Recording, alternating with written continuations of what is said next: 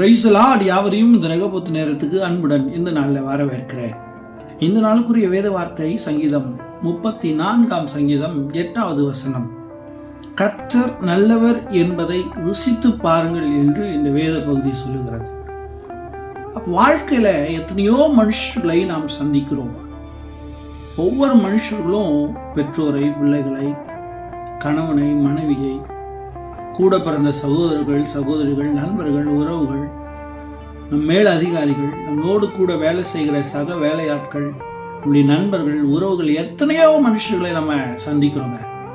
ஒவ்வொரு நாளும் அநேக மனுஷர்களை சந்திக்கிறோம். ஒவ்வொரு நாளும் சில மனுஷர்களை நாம் சந்தித்தே தீர வேண்டும் என்கிற ஒரு தீர்மானம் இருக்கிறது. என்னதான் காரியமா இருந்தாலும், என்னதான் வேண்டாம் வெறுப்பா இருந்தாலும் அந்த மனுஷரோடு பேசிதான் ஆகணும், பழகிதான் ஆகணும், உறவாடிதான் ஆகணும். ஆனால் கர்த்தர் நல்லவர் என்பதை ருசித்து பாருங்கள் என்று சொல்லுங்கள்.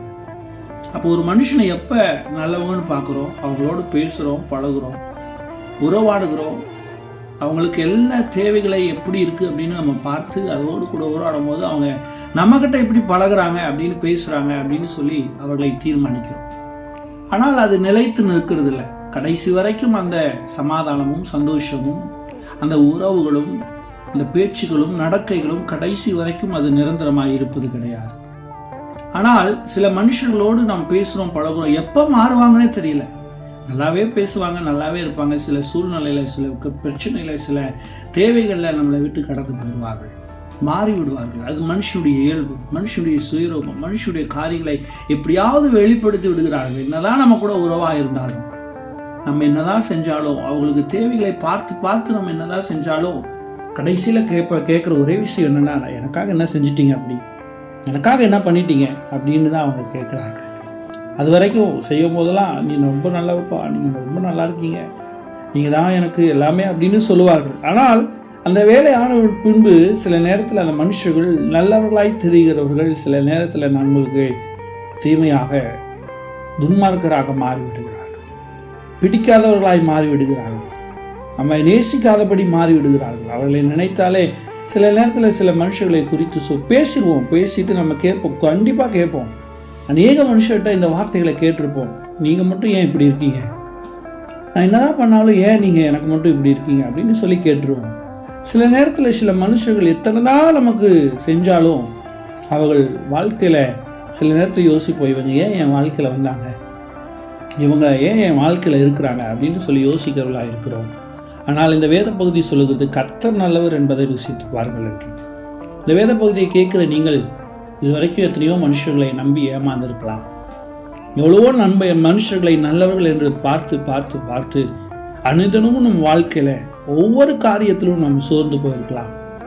சில நேரத்தில் சோர்வாகி நம்ம உட்காந்துருவோம், இவங்க ஏன் இப்படி பண்ணுறாங்க, என்னதான் செஞ்சாலும் கடைசியில் அவங்க நம்ம வாழ்க்கையில் சில நல்லதை அவர்கள் பார்க்குறதே கிடையாது. எப்படியாவது ஏதாவது ஒரு குறையை சொல்லி விடுகிறார்கள், எப்படியாவது ஏதாவது ஒரு காரியத்தை நமக்கு காண்பித்து விடுகிறார்கள் அப்படின்ற ஒரு சந்தேகங்கள், அந்த சோர்வுகள், அந்த காரியங்கள் நமக்கு வந்து கொண்டே தான் இருக்கிறது. ஆனால் கர்த்தர் நல்லவர் என்பதை ருசித்து பாருங்கள். இந்த வேத பகுதியை கேட்குற நீங்கள் கர்த்தர் நல்லவர் என்பதை அவரோடு கூட பழகி பாருங்கள், அவரோடு கூட பேசி அவரோடு கூட உறவாடுங்க. மனுஷன்கிட்ட உறவாடி ஏமாந்ததெல்லாம் போதும். மனுஷனோடு கூட உறவாடி நாம் பேசி பழகி அவங்களுக்குள்ள இருக்கிற அந்த வெறுப்புகள், கசப்புகளை நாம் பார்த்ததெல்லாம் போதும்.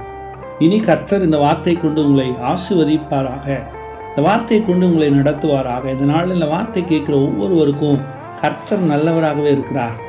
அவர் நல்லவராகவே எப்பொழுதும் இருக்கிறாரு. நம்ம தான் என்ன பண்ணுறதில்ல, அவரை ருசித்து பார்ப்பது கிடையாது. ருசித்து பார்ப்பது என்றால் அவரோடு கூட பழகி பாருங்கள், பேசி பாருங்கள். அவர் வாக்குறுதிகளை கொடுத்தா கண்டிப்பாக செய்வார். அவர் எல்லா காரியத்திலும் உதவி செய்வார். எல்லா நேரத்திலும் நம்மளோடு கூட பேசுவார். எந்த நேரத்தில் சில நேரத்தில் மனுஷங்க நம்மக்கிட்ட சொல்லுவாங்க, தயவு செஞ்சு நீ மட்டும் எங்கிட்ட பேசாத. நல்லாவே பேசிகிட்டு இருப்பாங்க. சில காரியத்தில் பிரச்சனை வந்த உடனே, சில பிரிவுகள் வந்த உடனே அவங்க சொல்லுற ஒரே ஒரு வார்த்தை என்ன, நீ மட்டும் எங்கிட்ட பேசாத. அப்படியே நம்ம பேசினாலும் முகத்தை திருப்பி கொண்டு போய் விடுவார்கள். ஆனால் கர்த்தர் அப்படிப்பட்டவர் இல்லை, நல்லவராக இருக்கிறார். அவர் நல்லவராக இருக்கிறதுனால தான் இது நாள் வரைக்கும் நம்மளை எவ்வளோ கஷ்டத்திலையும், பாடுகளையும், துன்பங்களையும், துயரங்களையும் நம்மளை பாதுகாத்து கொண்டே இருக்கிறார். இந்த வார்த்தை கொண்டு உங்களை ஆஸ்வதிப்பாராக. கண்களை மொழி நாம் செபிக்கலாம். கிருபையை நேசிக்கிற எங்கள் அன்பின் பரலோக பிதாவே, இந்த ஆசீர்வதிக்கப்பட்ட நல்ல வேலைக்காக ஜெபிக்கிறோம். நாளும் சங்கீதம் 34 சங்கீதம் 8வது வசனத்தின்படியாக கர்த்தர் நல்லவர் என்பதை ருசித்து பாருங்கள் என்று சொன்னது போல ஆண்டவரே, ஒவ்வொருவரும் கர்த்தர் நல்லவர் என்பதை ருசித்து பார்க்க கிருபை தாங்க. வார்த்தையின்படியாக ஒவ்வொருவருக்கு கிரியை செய்வீராக. நாள் வசனத்தின்படியாக ஏமாந்து போன, சோர்ந்து போன, தோல்வி அடைந்த எல்லா இடத்திலும் மனுஷனை நல்லவர்கள் என்று பார்த்து ஏமாந்து போன எல்லா இடத்திலும் கர்த்தர் நல்லவர் என்பதை பார்க்க கிருபை தாங்க. ஆசீர்வதிங்க, வழி நடத்துங்க. மீட்பரை ஜெபிக்கிறோம் எங்கள் நல்ல பிதாவே. ஆமென், ஆமென், ஆமென். God bless you. கர்த்தர் தாமே உங்களை ஆசீர்வதிப்பாராக.